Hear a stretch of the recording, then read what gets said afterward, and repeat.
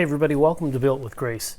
This is a time when I just like to come online and just share with you maybe some things that can encourage you in your life, especially if you're a believer in Jesus Christ. I thank you and welcome you to my YouTube channel. I would love to have you subscribe. Just hit the subscribe button on the bottom and come back, and that way you can find out when I'm doing a video, and you can tune in from time to time.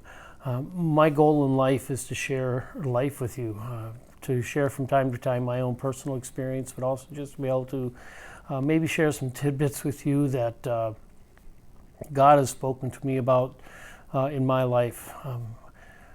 I'm not in any way, shape, or form perfect. I don't have all the answers. I still make lots of mistakes, which unfortunately gives me lots of examples in real life of how God has forgiven me, but I'm still working on that whole perfection thing. One of the things that I've been thinking about lately is the gift of prayer. I think sometimes prayer scares us. I think we think that prayer is supposed to be some, out there kind of a thing. Some of us, I think, if you're like me, you believe in the power of prayer, but it's unfortunate, but sometimes it just seems like life gets in the way. Have you ever noticed that? I don't know how many times I've told God I was going to pray better, do more prayer on a more daily basis, and failed. Or the things that really frustrate me is when I've decided to just spend some time in prayer before bed and wake up a couple hours later realizing that I fell asleep on God, which fortunately He understands better than I do, but it's still difficult. But one of the things I think we just need to do is to remember how important prayer is. I'm reminded of the story in Luke about two people that went to pray in the temple. Sorry about the cough. I've got the crud right now. But anyway, two people that went to pray in the temple. One of them was a self-righteous, well-educated, spiritual leader of the church, and my vision of him in the 21st century would be that he walked to the front of the church and stood at the altar, not kneeled at the altar, but stood at the altar and just thanked God for what a wonderful person he was. And in the process of that, he looked over and he saw this sinner standing off on the side. And he said to God, thank you so much that I'm not like that guy, because I do all the right things for you. I pray to you. I read the Bible. I fast. I tithe. I do everything that you asked me to do, God. You are so lucky to have me. And then over in the corner, you see this guy just walks in. He doesn't even walk up to the front of the church. Just demoralized, he tried so hard to live the good life, and he's just found himself destroyed. Embarrassed, maybe, ashamed, maybe a little bit afraid. And he comes into the temple and he doesn't even lift his eyes up to God. He just bows his head, hangs his head low. And I visualize this, and I say kind of making a 21st century, but I visualize it thinking, this guy was so defeated. He was so beaten up.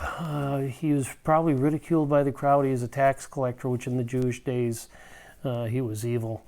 So beaten up, so maybe his marriage was bad, who knows, but he couldn't even lift his eyes to heaven. And he came in and he just bowed his head and just said, God, be merciful to me. I've blown it again. I don't have anything to say. I don't have any defense. The Bible, Jesus tells us that story, and then he says, but you know what the cool thing is, folks? It says the cool thing about that is that the guy that was standing off in the corner that had absolutely nothing to offer God, he's the one that went home justified. He's the one that went home forgiven. He's the one that went home encouraged because God forgave him. The other guy, on the other hand, he's got his reward. He went home feeling good about himself, just like he came into the temple feeling good about himself, but his closeness to God, no, he wasn't any closer to God than he walked in. So maybe you're like the religious guy. Maybe you're feeling pretty good about yourself. Let me tell you a story, tell you an example, or just share with you from my own life. There was one point in my life when I lost everything. And I used to think before that time that I was a pretty righteous guy, that I had it all together. And when I lost everything and had a good look at myself, I realized I didn't have anything together. So maybe you're like that guy. Let me encourage you to let God take a good look at you. Look at him, or let him show you through his eyes what you're like. And if you're like that other guy, like the publican, the tax collector, the sinner, the guy that if you feel beat up today, if you feel like you failed God so many times that he can't possibly forgive you or use you, this here is an example of the fact that that's a lie straight from the pit of hell. No matter who you are, no matter what struggle you've gone through, just ask God for mercy. You see, the story, the first guy, the religious guy, God's not impressed with all the things that we do for him. He's impressed when he looks at us, and he looks at us through the scars of Jesus' hands, through the wounds on his body. That's what impresses God, that we've accepted Jesus. That's really what it's all about. And when I say accepted Jesus, I just don't mean the salvation thing.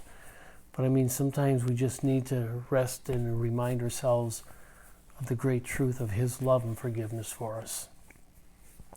Thanks again for stopping in. I'm hoping to do these every once in a while, maybe once a week. See how I do.